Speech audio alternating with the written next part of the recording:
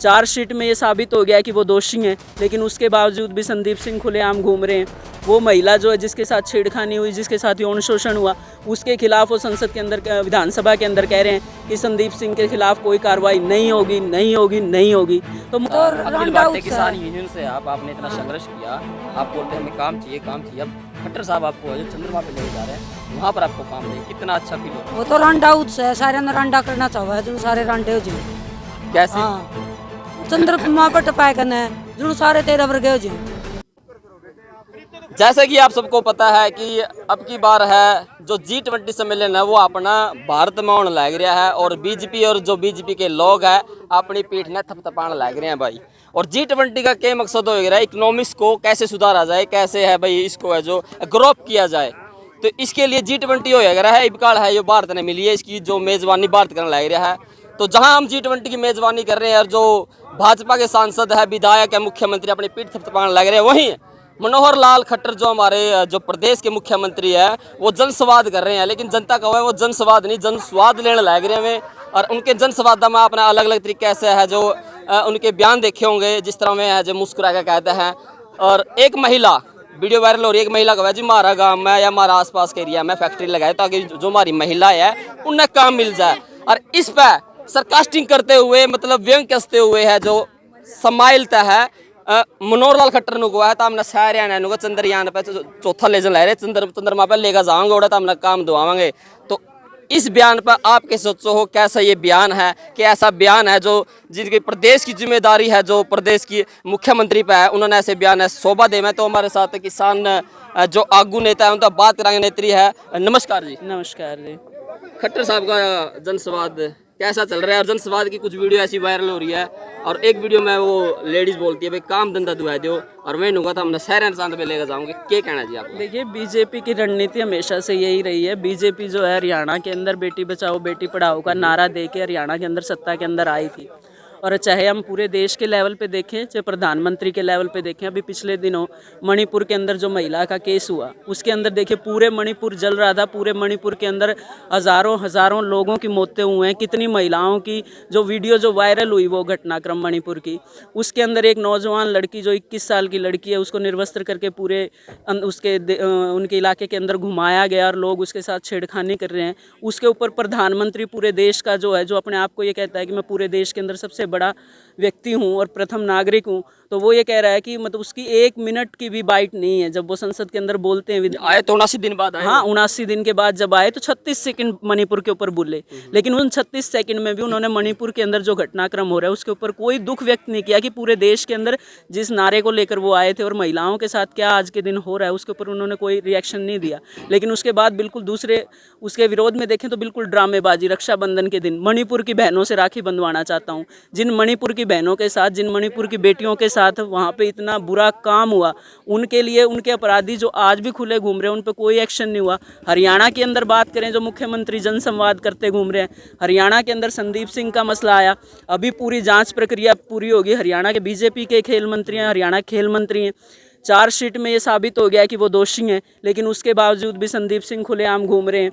वो महिला जो है जिसके साथ छेड़खानी हुई, जिसके साथ यौन शोषण हुआ, उसके खिलाफ वो संसद के अंदर, विधानसभा के अंदर कह रहे हैं कि संदीप सिंह के खिलाफ कोई कार्रवाई नहीं होगी, नहीं होगी, नहीं होगी। तो मुख्यमंत्री का तो चरित्र ही है ये। अमृतकाल चल रहा है। तो ये तो अमृतकाल नहीं चल रहा है, ये तो विनाशकाल चल रहा है। भाजपा का अमृतकाल है, लेकिन आम लोगों के लिए विनाशकाल है।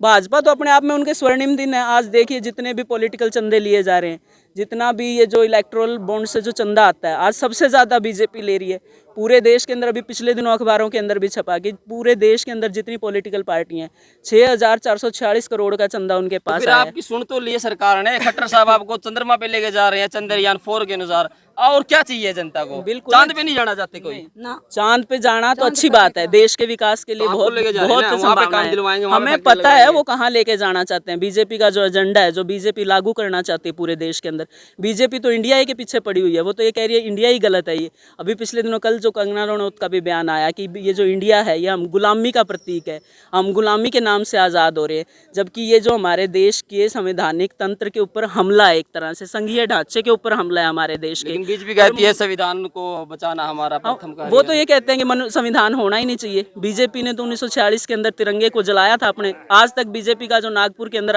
ऑफिस है, आरएसएस का जो सबसे बड़ा मुख्यालय है, आज तक वहाँ पर उन्होंने तिरंगा झंडा नहीं फहराया। आज भी वहाँ पे भगवा झंडा फहराया जाता है। तो ये बीजेपी की मानसिकता है जो शुरू दिन से ही महिला विरोधी रही है। बीजेपी चाहती है कि मनुस्मृति को लागू किया जाए बजाय के संविधान के। और खट्टर साहब के बयान से मैं बिल्कुल उनके बयान की निंदा करती हूँ। ये एक तरह से महिलाओं का, पूरे हरियाणा की महिलाओं का अपमान है। एक तरफ तो हम ये घोषणा कर रहे हैं कि छोटी छोटी जो लघु उद्योगों के माध्यम से महिलाएं अपने रोजगार के अंदर शामिल हों, और जिस चंद्रयान की वो बात कर रहे हैं उनके वैज्ञानिकों से एक बार जाकर पूछ लें, जिनको 17 महीने से इसरो के वैज्ञानिकों को उनकी तनख्वाह नहीं मिली है, उसके बावजूद भी जो काम उन्होंने पूरे देश के लिए किया है, पूरी दुनिया के अंदर जो नाम हमारे देश के वैज्ञानिकों ने किया है, उसकी वाहवाही भी देश का प्रधानमंत्री लूट रहा है। चंद्रयान तो चांद पे जा चुका, वैज्ञानिकों की मेहनत से गया, उन वैज्ञानिकों की मेहनत से गया जिनको 17 महीने से उनका वेतन नहीं मिला है। लेकिन उसके बीच में भी फोटो किसका आता है? प्रधानमंत्री नरेंद्र मोदी का। अभी G20 का सम्मेलन हो रहा है दिल्ली के अंदर। आप जरा एक बार दिल्ली के अंदर जाके देखिए, पूरे 3 दिन के लिए दिल्ली बंद है। चमका क्या दिया है? चमकाया नहीं गया है। वो असल में 2024 के चुनाव की तैयारी कर रहे हैं। आप देखिए G20 तो अलग अलग G20 को है जो आप ये कह रही है मोदी सरकार है, वो है वो इंडिया के अंदर है जो 24 का माहौल तैयार कर रही है। एक भी चुनावी माहौल तैयार किया जाए, एक भी पोस्टर, एक भी बैनर जो है G20 का ऐसा नहीं है जिसपे नरेंद्र मोदी का फोटो ना हो। और आम जनता, G20 पहले भी होते रहे, देखना चाहती है ना मोदी साहब को हर जगह, नहीं देखना चाहती ना।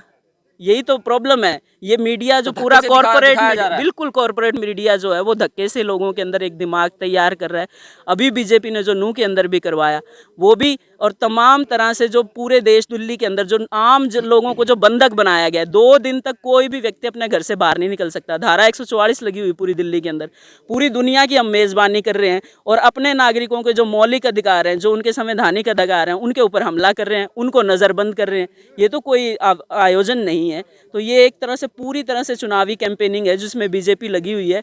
और जो पूरा जो कॉरपोरेट का जो चंदा है उसमें से 80% चंदा केवल बीजेपी पार्टी के पास है। और उसी का ये नुमाइश है जो पूरी दिल्ली के अंदर हो रही है, जो इलेक्ट्रॉन बॉन्ड से जो चंदा आ रहा है, क्योंकि उसको कोई चैलेंज नहीं कर सकता। पूरे बड़े पैमाने पे कॉरपोरेट्स की जो है वो पिछलग्गू ये बीजेपी सरकार बन गई है। उन्हीं के हिसाब से चलती है, जो कॉरपोरेट्स की नीतियाँ उन्हीं के हिसाब से चल रही है। कॉरपोरेट सरकार है ये। हाँ बिल्कुल कॉरपोरेट सरकार है। खट्टर साहब जी का जो बयान है आपने देखा सुना होगा? सुनिया जी। तो आप किसान, अखिल भारतीय किसान यूनियन से आपने इतना संघर्ष किया, आप बोलते हैं हमें काम चाहिए, काम चाहिए। अब खट्टर साहब आपको जो चंद्रमा पे लेके जा रहे हैं वहाँ पर आपको काम दें, कितना अच्छा फील हो रहा है? वो तो रांडा उत्सव है, सारे ने रांडा करना चाहवा है, जो सारे रांडे हो जाए। कैसे? हाँ, चंद्रमा पर टपाए करना है, जो सारे 13 वर्ग हो जाए। तो आपको काम चाहिए, उसका काम तो तो दे रहे, दो काम पूरा थोड़ा है। काम था तो आपको काम यहाँ चाहिए। कंपनी बेच दी, सबके में बेच दिया, काम पूरा थोड़ा था। हमारे नौजवान ने अंडन लग रहे, उन्हें तो कोई नहीं, दूसरा देश में लग रहा टपाने, और दूसरा देश में भी रोक दिया। नौजवानों के लिए कौशल रोजगार खुल रहा है, वो तो क्या करेंगे उसका? तो उसमें सरकार दी जा रही है। हाँ, नौकरियों 17-18 हजार। महंगाई कितनी?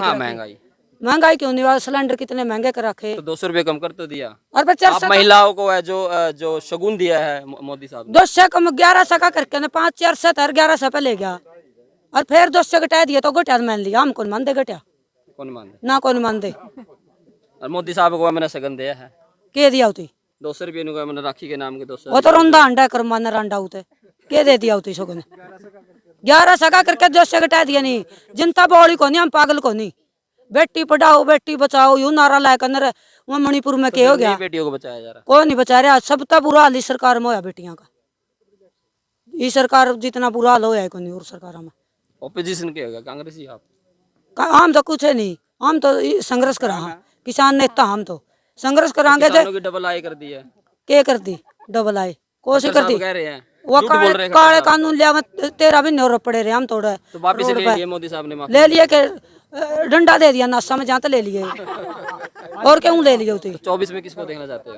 24 में जो सब बढ़िया होगा नहीं उतनी देवांगे, देख कर नहीं देवांगे वोट, इनती तो देंगे नहीं। ठीक है, ठीक है। नमस्कार जी, हाँ नमस्कार सर। अपना शुभ नाम जी? मेरा नाम रीना है। गांव मैं हिसार से हूँ। हिसार से। हाँ जी। अरे आपके वहाँ तो जनसभा चल रहा है हमारे खट्टर साहब जी होगा, कैसे देखते हो जनसभा को? ये खट्टर साहब है ना, और ये मोदी साहब है, सिर्फ ये खुद को दिखाना चाहते हैं। ये लोगों के बारे दिखाना में चाहते हैं? कुछ नहीं सोचते हैं, सिर्फ इलेक्शन की सोचते हैं। इलेक्शन में जैसे महिलाओं के बारे में है, अब पहलवानों के साथ दिल्ली में क्या हुआ था, उसी दिन तो संसद का उद्घाटन हो रहा था। पहलवानों को ये बोला गया ये राजनीति कर रहे हैं, अपोजिशन के बिठाए हुए पहलवान है ये। कोई भी महिला अपने शरीर के ऊपर इस तरह राजनीति नहीं करती। ये अपने घर की बहू बेटियों से पूछ के देखें। मतलब वो अपने पहलवान लड़कियां हैं, कोई ऐसी अनपढ़ नहीं है, कुछ नहीं है, पूरा नॉलेज है, इंटरनेशनल खेलती हैं, तो वो अपनी इज्जत खुद उछालेंगी क्या इस तरह से? तो मतलब मोदी हो चाहे खट्टर हो, इनमें महिलाओं के प्रति संवेदनशीलता तो बिल्कुल भी नहीं है। तो अब खट्टर साहब जनसंवाद में समस्याएं सुन तो रहे हैं, कौन सी समस्याएं सुन रहे हैं? इस तरह के रोजगार दे रहे हैं जिससे घर नहीं चल रहा है, महंगाई बढ़ती जा रही है और तनख्वाह घटती जा रही है। मतलब लोगों की तनख्वाह है ना, समय के साथ बढ़नी चाहिए, बढ़ने की बजाय घट रही है।